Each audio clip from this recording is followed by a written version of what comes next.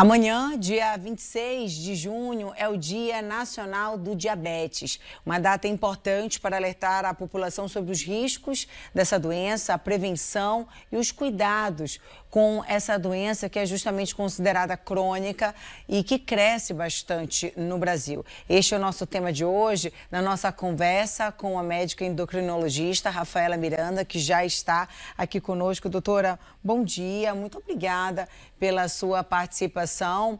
A gente, quando pensa em diabetes, a gente pensa logo que muita gente, né, que necessariamente todos esses pacientes vão necessitar de insulina. Queria que você explicasse para a gente os tipos e hoje qual seria o mais comum. Perfeito. Muito obrigada, Amanda, pelo convite. A gente quer já essa data tão importante. Por que essa data é importante? Para a gente colocar as pessoas com informação de qualidade, para a gente poder prevenir e tratar de forma adequada o diabetes. Então, nós temos vários tipos de diabetes. Os tipos mais comuns é o tipo 1 e o tipo 2.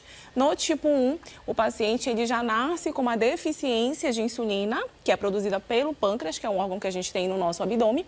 E esse paciente ele precisa tratar a doença com a reposição de insulina. Então, o tratamento vai ser sempre com insulina.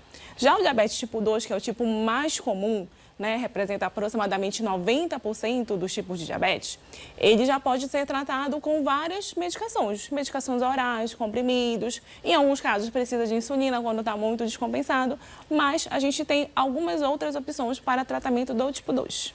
Agora, como identificar esses primeiros sintomas quando a gente fala em criança?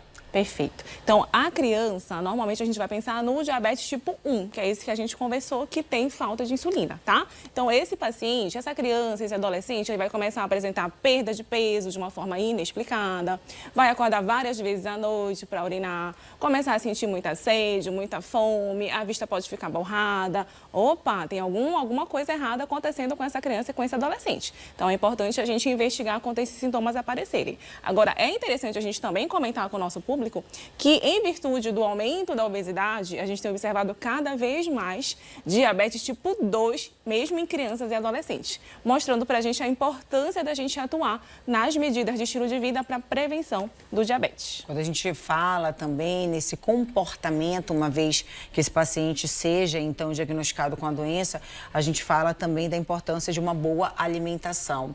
Queria, claro que a gente não vai conseguir falar todos, mas queria que você pontuasse para a gente quais seriam esses alimentos considerados vilões para os pacientes que possuem diabetes. Existe um grande mito da nossa sociedade que quem tem diabetes é só cortar o açúcar que está tudo resolvido, né?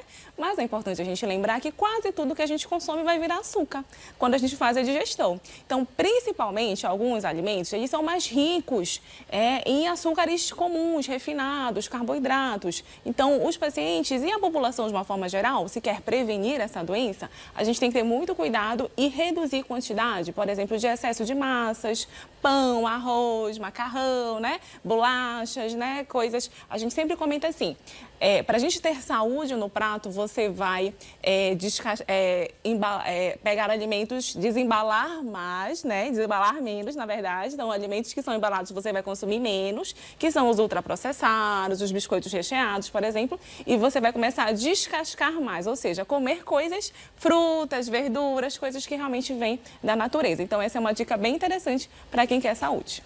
Doutora, às vezes a gente ouve muito algumas pessoas comentarem: eu estou pré-diabética. Existe essa pré-diabetes? A pessoa ela pode deixar de ser diabética se ela tiver um tratamento logo nessa fase inicial?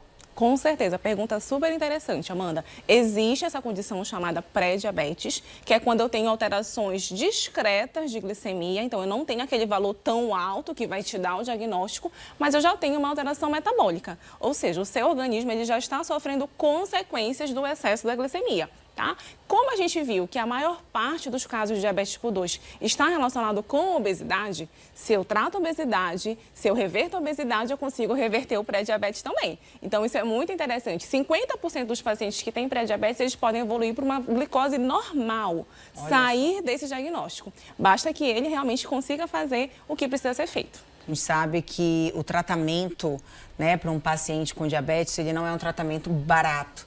Como, então, hoje, a gente falando aqui a nível estadual, eu queria que você falasse hoje qual é o nosso hospital de referência para esses pacientes, como eles também podem buscar ajuda aí no SUS e, principalmente, já emendando essa pergunta, mais também do que tão importante quanto diagnosticar, é você fazer um acompanhamento adequado. Exatamente. Então, o tratamento para o diabetes ele é disponível em toda a rede do SUS nacional.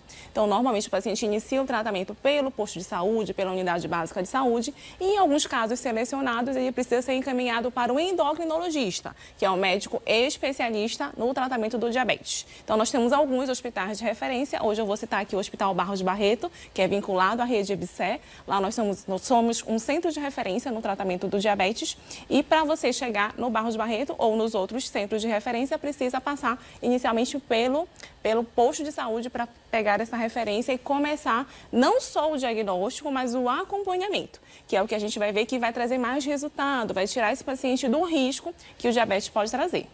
Nossa, que legal. Doutora, antes da gente finalizar, queria também te perguntar sobre a importância, a gente falou muito da questão do acompanhamento, do diagnóstico, de uma boa alimentação e da atividade física, que muitas pessoas acabam ali dispensando, acham que é só manter aquela dieta prescrita pelo médico, mas a importância dessa atividade física, isso não só para o diabetes, né, mas para tantas outras doenças. Para a saúde em geral, né? Então, assim, a gente sempre estimula o paciente a se manter em movimento. Tem muito paciente, às vezes você de casa tem um preconceito, não gosta de ir para academia, né? Não se sente bem, mas não precisa ser só musculação, tá? Todo movimento importa e todo movimento é interessante. Então, atividades simples, Amanda, por exemplo, você vai trocar o elevador pela escada. Já faz diferença. Quando a gente vai contar no final do dia, teve muito mais passos do que o tempo sentado, né? Então, o sedentarismo hoje em dia é considerado uma doença com risco tão importante quanto o tabagismo. Já pensou? Então, quem é sedentário tem um risco de doença cardiovascular igual a pessoa que fuma.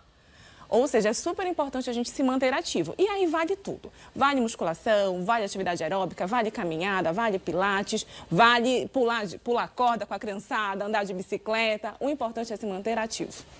E claro, né, sempre também procurando a ajuda de um especialista, cuidando da sua saúde, porque assim, dessa forma, a gente consegue ter também mais qualidade de vida, sem dúvida. Que é o grande objetivo no tratamento do diabetes, né? O nosso objetivo não é só baixar a glicose. A gente quer devolver qualidade de vida para esse paciente e isso é super possível. Que o paciente que tem diabetes, ele possa viver e viver bem. Doutora, muito obrigada pela sua entrevista, por ter vindo aqui no estúdio do Fala Pará, alertar a população nessa semana tão importante em que a gente fala do Dia do Diabetes aí, do Dia Nacional, né? E a gente conversou com a médica endocrinologista Rafaela Miranda. Muito obrigada e até a próxima. Muito obrigada pelo convite e nós estamos à disposição para esclarecer a população. Volte mais vezes. Obrigada.